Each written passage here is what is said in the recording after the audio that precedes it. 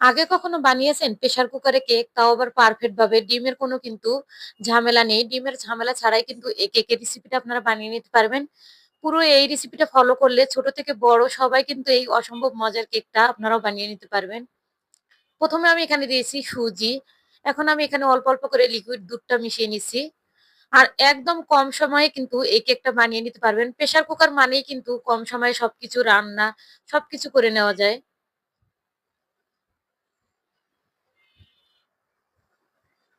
এখন আমি এখানে দিয়ে দিলাম চিনি। আর চিনিটা কিন্তু স্বাদ অনুযায়ী দিলাম। কোনো মেপে দেওয়ার দরকার নেই। আপনারা যতটা মিষ্টি খাবেন ততটাই কিন্তু দিবেন।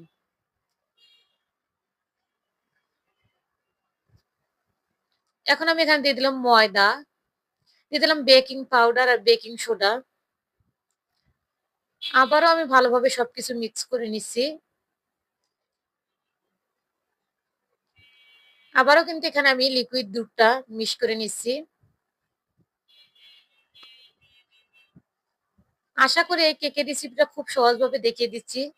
কারণ আপনারা কিন্তু এভাবে বানিয়ে একবার হলেও বাসায় ট্রাই করে দেখবেন। আর এখানে আমি এখন দিয়ে দিলাম রান্নার রেগুলার তেল। তেলটার সঙ্গে আবারও আমি ব্যাটারটা খুব ভালোভাবে কিন্তু মিশিয়ে নিচ্ছি। আর কেকের ব্যাটার মানেই কিন্তু পারফেক্ট ভাবে যতটা ভালোভাবে মিশাবেন ততটাই কিন্তু কেকটা একদম পারফেক্ট হবে, নরম তুলতুলে হবে। এখানে আমি একটা কেকের মোল্ড নিয়েছি আর দিয়ে দিলাম লেখালেখির কাগজ। এখন আমি এখানে তেল দিয়ে কেকের ব্যাটারটা ঢেলে দিলাম। একটা কাঠি দিয়ে আমি এখানে যে ভেতরের যে বাবলসটা আছে সেটা কিন্তু বের করে দিলাম। আর দিয়ে দিলাম এখানে কিছু কিশমিশ কেকের উপর দিয়ে। তাতে কিন্তু বাচ্চারা অনেক মজা করে খাবে। এখন আমি প্রেসার কুকারে চুলাটা কিন্তু অন করি নেই। অন করার আগেই কিন্তু এখন কেকের মোল্ডটা দিয়ে এখন ঢাকনা দিয়ে কিন্তু আমি চুলাটা অন করে দিব। কারণ গরম অবস্থায় আবার দিতে যাবেন না।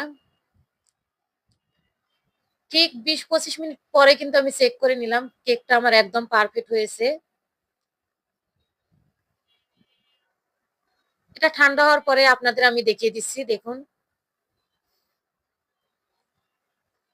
দেখছেন কেকের কালারটাও কিন্তু একদম পারফেক্ট এসেছে যে বাহিরে যে দোকানগুলো থেকে আপনারা কেক কিনে নেন একদম কিন্তু পারফেক্ট একটা কালার এসেছে। আশা করি আজকের এই কেকের রেসিপিটা আপনাদের ভালো লেগেছে। আর যদি রেসিপি ভালো লাগে তাহলে শেয়ার করে দিবেন। আমি আপনাদের কেটে দেখিয়ে দিচ্ছি দেখুন।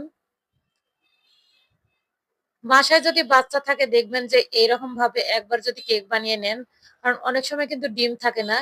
আর ডিমের ঝামেলা ছাড়াই কিন্তু এভাবে সুজি দিয়ে আপনারা কেকটা বানিয়ে নিতে পারবেন।